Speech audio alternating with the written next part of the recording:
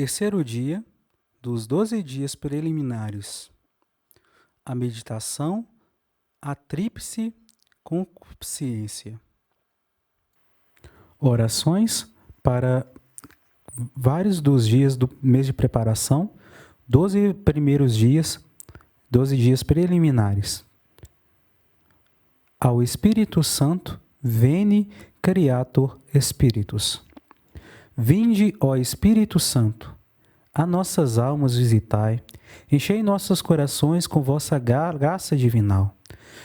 Vós sois chamados o intercessor, o dom de Deus Altíssimo, a fonte viva, o fogo, o amor e a espiritual unção.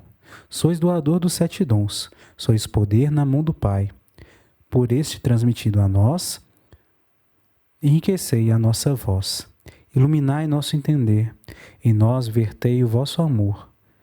Com vossa graça eternal, fraco nós robustecei.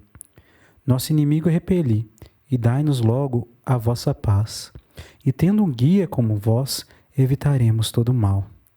Fazei-nos conhecer o Pai, e o Filho revelai também, que de ambos procedeis, fazei-nos firmemente crer. Glorifiquemos a Deus Pai, e ao Filho que ressuscitou, e ao Espírito de Deus, por todo sempre. Amém.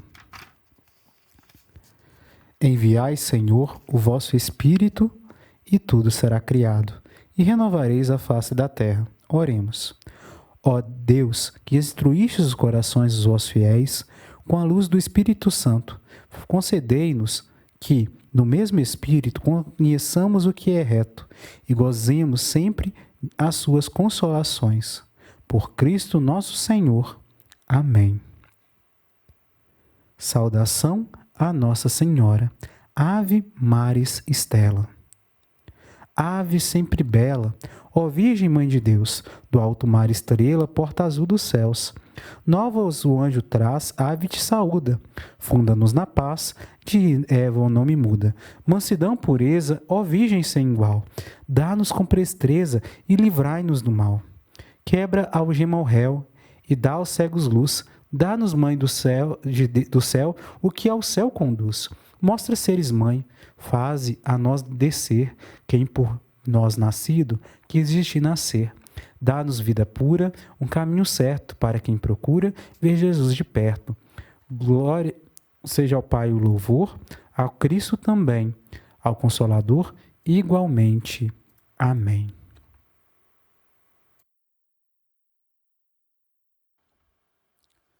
Terceiro dia dos 12 primeiros dias. Meditação, a tríplice concupiscência. Para fugir do espírito do mundo, é preciso conhecê-lo. O Divino Espírito Santo nos diz que o espírito do mundo é repugnante, concupiscência da carne, que leva à sórdidos gozos sensuais, uma avarenta concupiscência dos olhos, que adora os mesquinhos bens da terra, uma orgulhosa soberba da vida, que idolatra honras imerecidas. O espírito da escravidão marial será nossa resposta à tríplice concupiscência do mundo. Meditação, prelúdios. Primeiro, no mar cheio de procelas de nossa vida terrena, levanto meus olhares e os fixo na estrela da manhã, meigo norte, suspirado ideal. Segundo, estrela de luz e amor, Maria, levai-me pelo vosso roteiro sem escolhos e libertai-me de tantos perigos que ameaçam o meu peregrinar. Primeiro ponto. O espírito do mundo é concupiscência da carne. Deus nos fizera dotados de equilíbrio perfeito. O pecado original destruiu essa harmonia. Agora, o corpo quer dominar o espírito, E o demônio, príncipe do mundo, trabalha com intensidade feroz para aumentar mais ainda o ardor com que nossa carne reclama as suas satisfações egoístas contra o império da razão e da fé, procurando ainda causar a desgraça dos irmãos pela sedução e cumplicidade no pecado. Sinto em meus membros, confessava São Paulo, uma lei contrária que se revolta contra a lei do Espírito. Romanos capítulo 7, versículo 23. É difícil libertarmos-nos da concupiscência, das impurezas, das concessões perigosas à sensualidade. De todas as ocasiões que no mundo nos assaltam os olhos, os ouvidos, todos os nossos sentidos. Mas eu quero revestir-me da libré de escravo de Maria. O nome dela é Virgindade Santa Imaculada. Hei de ser digno de sua virginal castidade, filho de sua imaculada conceição.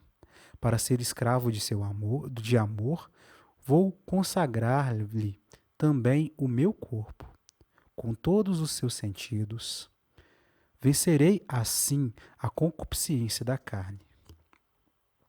Segundo ponto. O espírito do mundo é concupiscência dos olhos. O espírito de Jesus é de inteiro desapego dos bens da terra.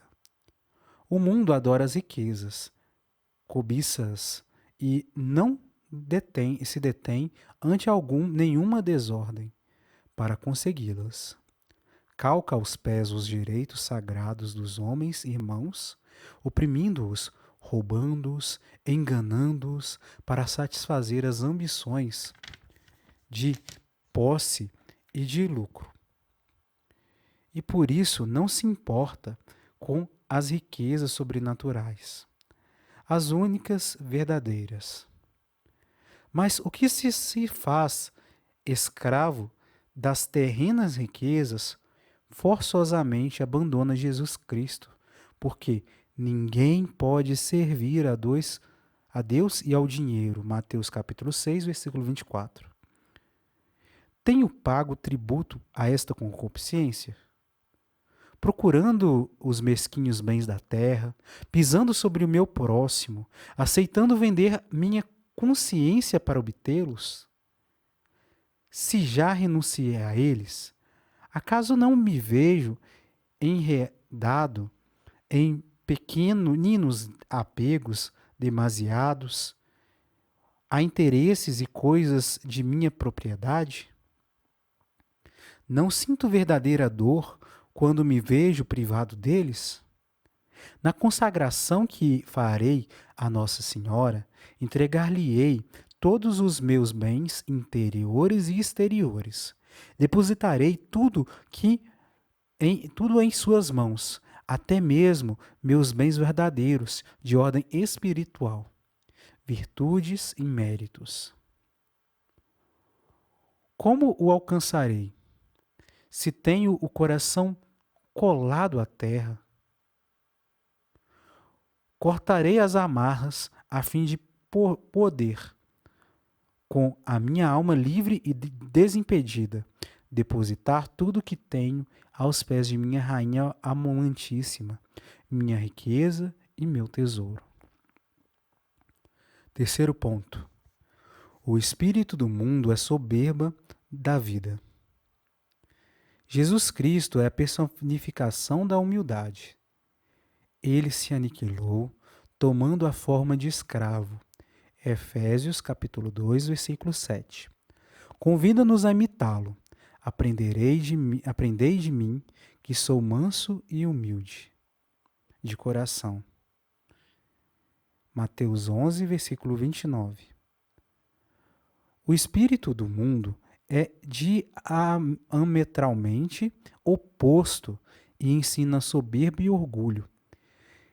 Desde o paraíso, o demônio insuflou aos nossos primeiros pais esse vício hediondo. A soberba fora o pecado de Satã, e ele conseguiu que fosse também o pecado original da humanidade. Pecado original, vício capital. O maior obstáculo ao amor de Deus em nosso coração. Porque nós nos amamos, não queremos amar a Deus. Todo o combate de nossa vida cristã será essa luta contra o nosso egoísta e orgulhoso amor próprio.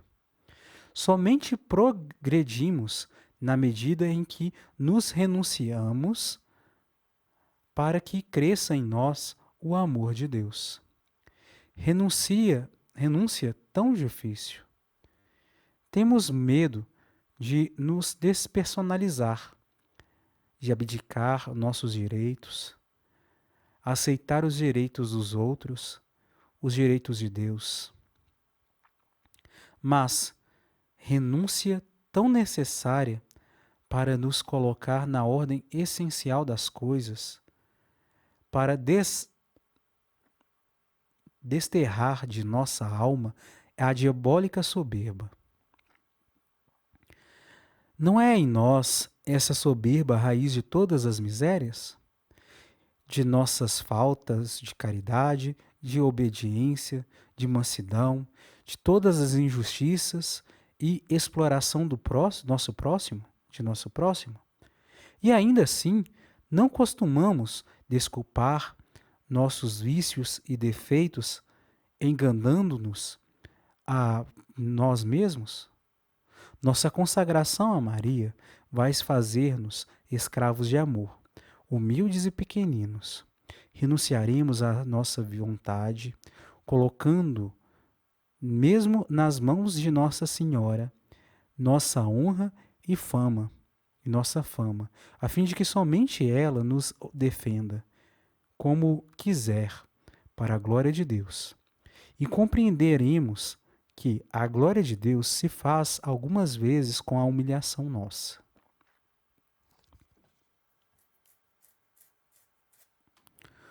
Colóquio. Mãe e Senhora amadíssima, envergonho-me ante vós de minha condição tão miserável.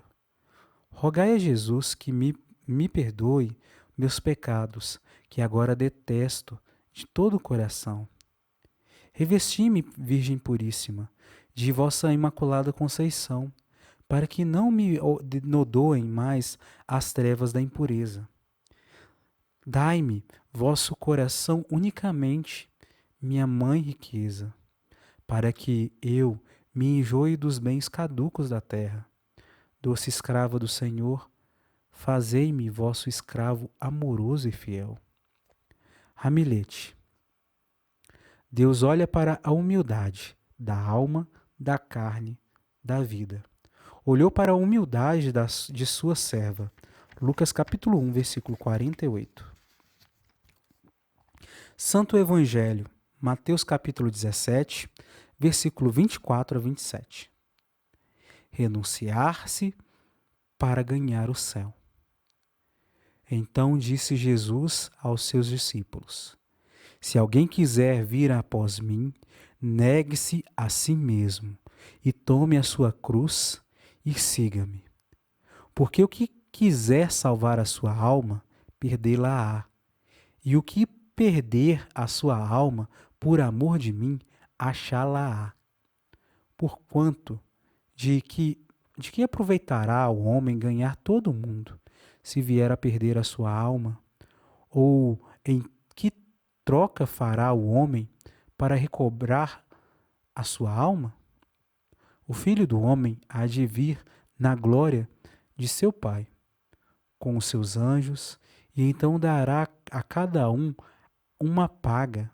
a paga, segundo as suas obras. Palavra da salvação. Glória a vós, Senhor. Imitação de Cristo, livro 1, capítulo 13, versículo 4 e seguintes. Confiança em Deus nas tentações. Quem somente evita as ocasiões exteriores e não arranca o mal pela raiz, pouco aproveitará. Antes lhe tornarão mais depressa as tentações e se achará pior do que dantes.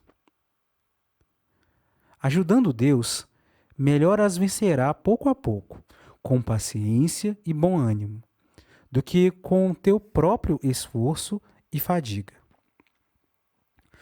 Toma muitas vezes conselho na tentação, e não sejas desabrido e áspero com o que está tentado. Antes, procura consolá-lo, como quisera ser consolado. O princípio de toda tentação é a inconstância de ânimo e a pouca confiança em Deus. Assim como as ondas lançam de uma parte para outra a nau a que falta o leme, assim as tentações combatem de diversos modos o homem descuidado e inconstante no seu propósito. O fogo prova o ferro e a tentação o justo. Muitas vezes não sabemos o que podemos, mas a tentação mostra-nos o que somos. Devemos, pois, vigiar principalmente no princípio da tentação, porque mais facilmente se vence o inimigo quando não o deixamos passar da porta da alma. E lhe saímos ao encontro logo que bate. De onde veio a dizer um poeta: resiste no princípio, tarde chega o remédio. Se já, por longo tempo, o mal raízes lançou. Ovídio. Porque primeiramente se oferece um simples pensamento, depois a importuna imaginação, logo o deleite, daí a nada o movimento torpe e finalmente o consentimento. E assim, pouco a pouco, entra o maligno no inimigo e se apodera de tudo. Porque se lhe não resistiu no princípio. E quanto mais preguiçoso for o homem em resistir-lhe, tanto se fará cada dia mais fraco, e o inimigo contra ele mais poderoso. Alguns padecem graves tentações no princípio de sua conversão, outros no fim, muitos quase por toda a vida. Alguns são tentados brandamente, segundo a sabedoria e a equidade da divina providência que pondera o estado e os méritos dos homens, e tudo ordena para a salvação de seus escolhidos. Por isso, não devemos desconfiar quando formos tentados, mas antes rogar a Deus com maior fervor que seja servido de nos ajudar em toda a tribulação, porque, segundo o dito de São Paulo, nos dará o auxílio junto com a tentação para que lhe possamos resistir. 1 Coríntios, capítulo 10, versículo 13. Humilhemos, pois, nossas almas debaixo da mão de Deus, em toda tribulação e tentação, porque Ele há de salvar e engrandecer os humildes de espírito. Primeira carta de Pedro, capítulo 5, versículo 6. Leitura: Montfort, Amour de la sagesse éternelle, ASE, página 263. Espírito de mortificação necessário para obter a sabedoria. A sabedoria, diz o Espírito Santo, não se encontra junto aos que vivem comodamente e dão a seus sentidos e paixões quanto eles desejam. Jó, capítulo 28, versículo 3. Porquanto os que andam segundo a carne não podem agradar a Deus. Romanos, capítulo 8, versículo 8. E a sabedoria da carne é inimiga de Deus. Romanos, capítulo 8, versículo 7. Meu espírito não permanecerá no homem, porque o homem é carnal. Gênesis, capítulo 6, versículo 3. Todos os que são de Jesus Cristo, a sabedoria encarnada, crucificaram sua carne com seus vícios e concupiscência. Trazem sempre a mortificação de Jesus em seus corpos, faz violência a si mesmos, levam sua cruz todos os dias e, enfim, morreram para serem sepultados em Jesus Cristo. Isso a gente encontra em Lucas capítulo 9, versículo 23, Romanos capítulo 4, versículo 4 e 8, segunda carta de São Paulo aos Coríntios, capítulo 4, versículo 10, e carta de São Paulo aos Gálatas, capítulo 5, versículo 24. Estas palavras do Espírito mostram mais claramente do que a luz do dia, que para possuir a sabedoria encarnada, Jesus Cristo, é preciso praticar a mortificação, a renúncia ao mundo e a si mesmo. Não imagineis que esta sabedoria, mais pura que os raios do sol, entre numa alma e num corpo manchados pelos prazeres dos sentidos. Não penseis que ela confiará seu repouso, sua paz inefável, aos que amam as companhias mundanas e as vaidades.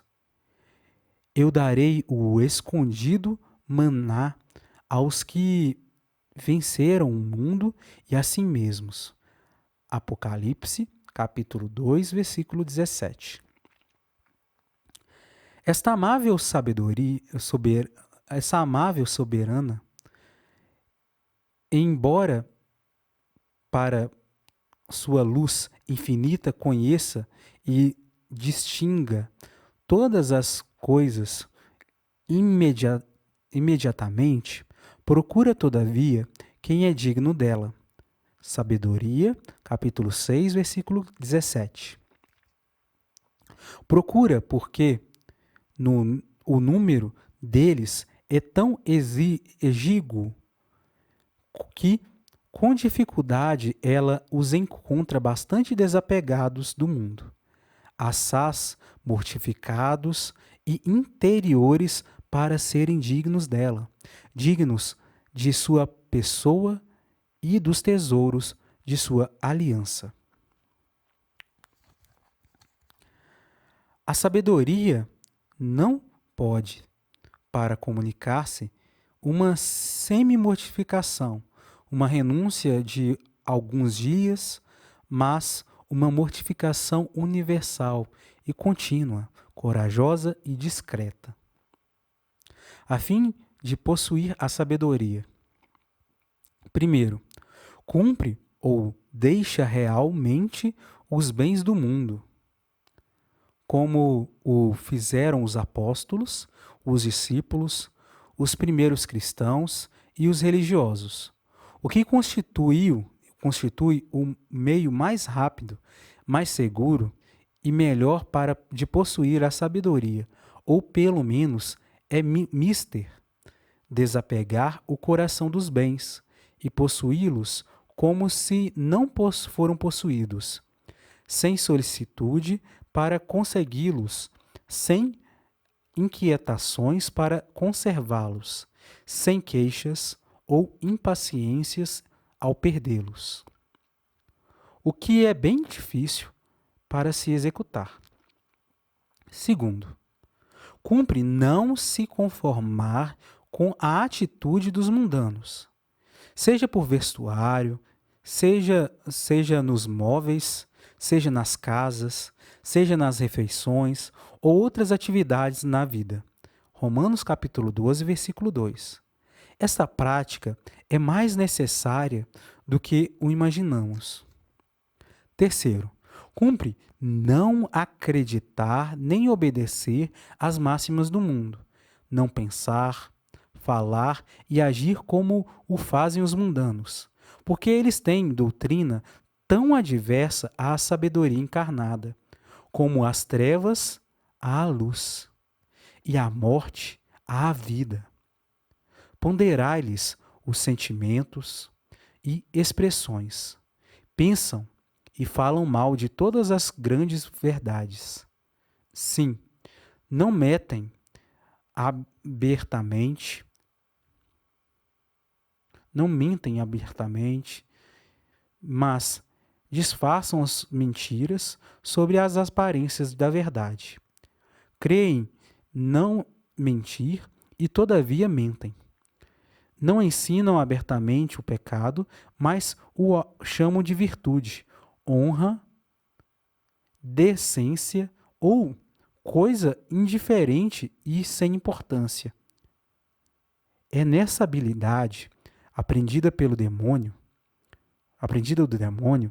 para dissimular a deformidade do pecado e da mentira, que consiste a malícia de que fala São João. Todo mundo está penetrado de malícia. Primeira carta de São João, capítulo 5, versículo 19. Agora mais do que nunca. Quarto, cumpre o mais possível fugir da companhia dos homens, não só dos mundanos, perniciosos ou perigosos, mas até das pessoas devotas, quando sua conservação é inútil e faz perder tempo.